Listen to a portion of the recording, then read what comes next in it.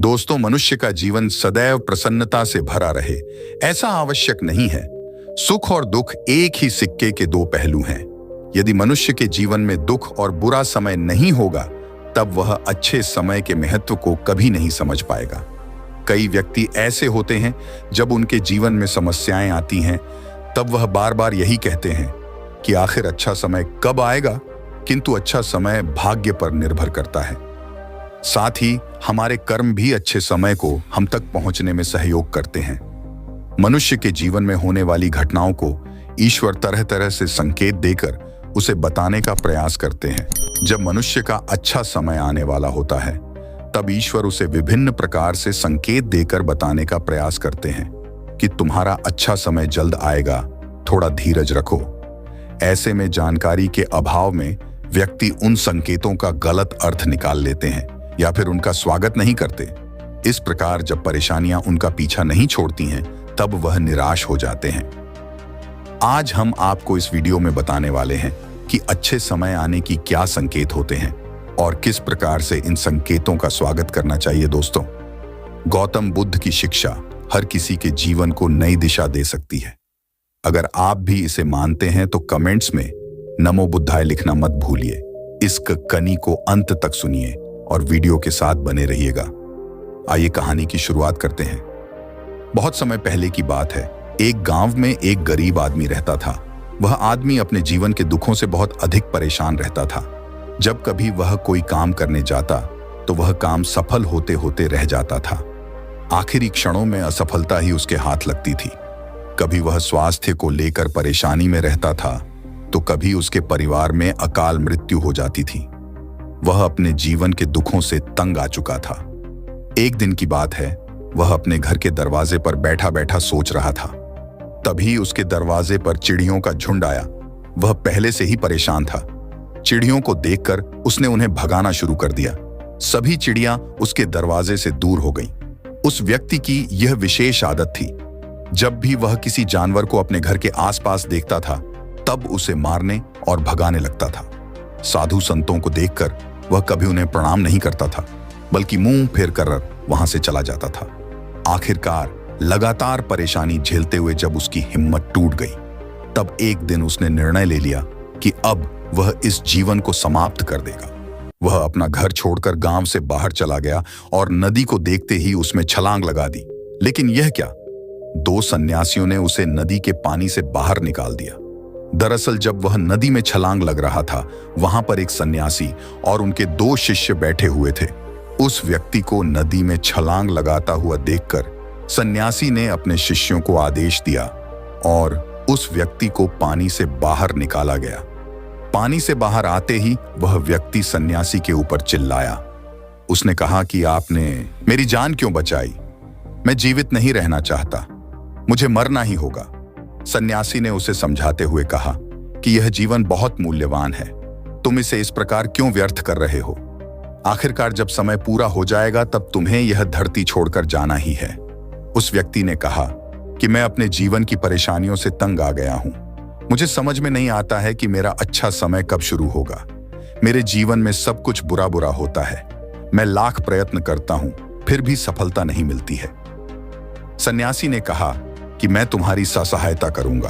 तुम सबसे पहले आत्महत्या करने का विचार अपने दिमाग से निकाल दो, क्योंकि यह सबसे बड़ा पाप है। जो व्यक्ति आत्महत्या करते हैं, उन्हें कभी मुक्ति नहीं मिलती है।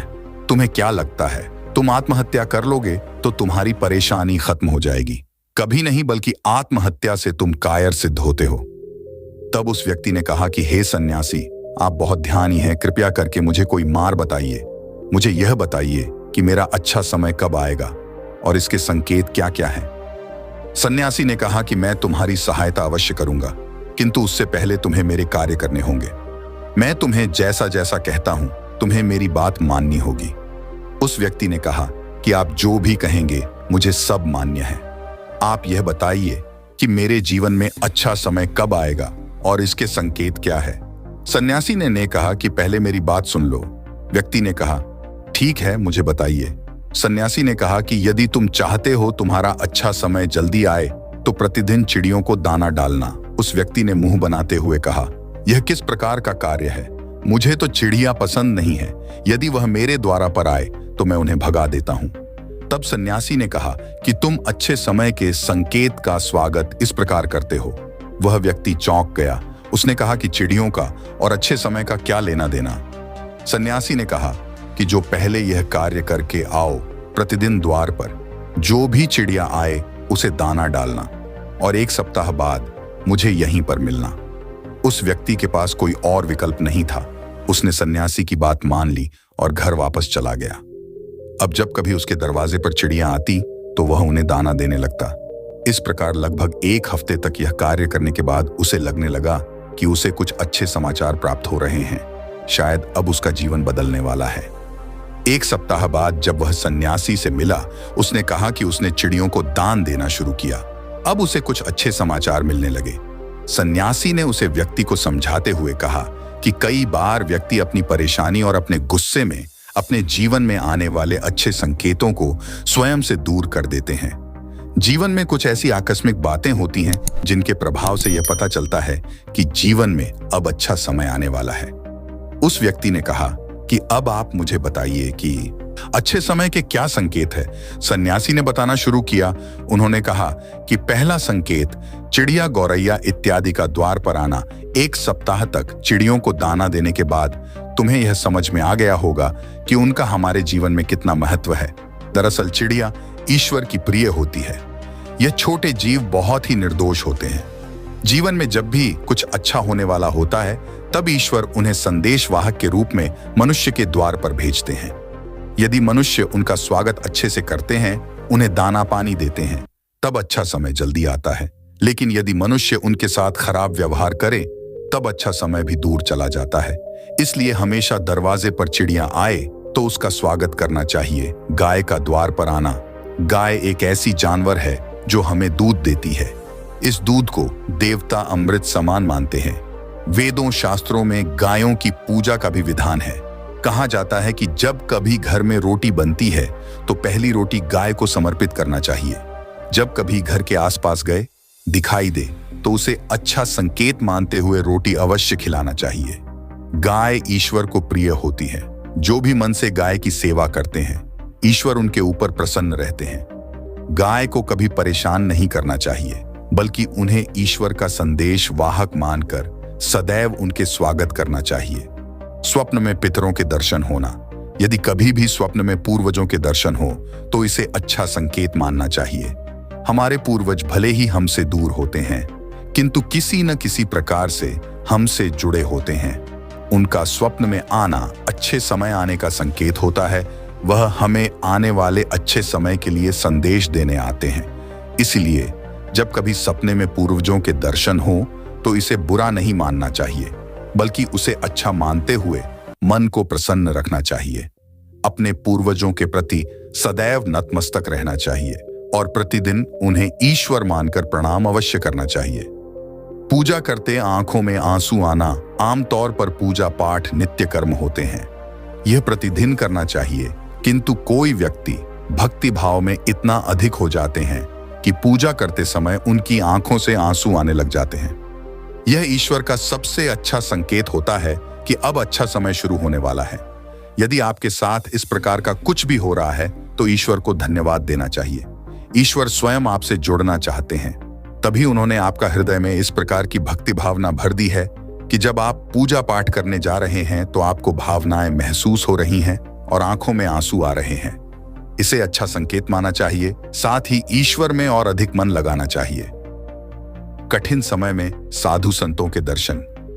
कभी जीवन में बहुत अधिक कठिनाई का समय हो और साधु संतों के दर्शन हो रहे हैं, तब इस समय का अच्छा संकेत मानना चाहिए। साधु संत बड़े ही प्रतापी होते और उनका ईश्वर के साथ गहरा संबंध होता है। वे ईश्वर के प्रतिनिधि के रूप में कार्य करते हैं। उनके दर्शन होने पर उन्हें प्रणाम करना चाहिए। उन्हें भोजन इत्यादि कराकर सदैव उनके सामने नतमस्तक रहना चाहिए। जब कभी उन्हें देखना चाहिए तो प्रणाम अवश्य करना चाहिए। उनके प्रति विनम्रता अच्छे समय को जल्दी लेकर आती है। कठिन समय सदैव नहीं रहता है और साधु संतों के दर्शन तो कठिन समय को दूर कर में सहायता करते हैं। इसलिए जब कभी साधु संतों के दर्शन हो तो ईश्वर को धन्यवाद देते हुए उनका स्वागत करना चाहिए। अचानक से रास्ते मिलना।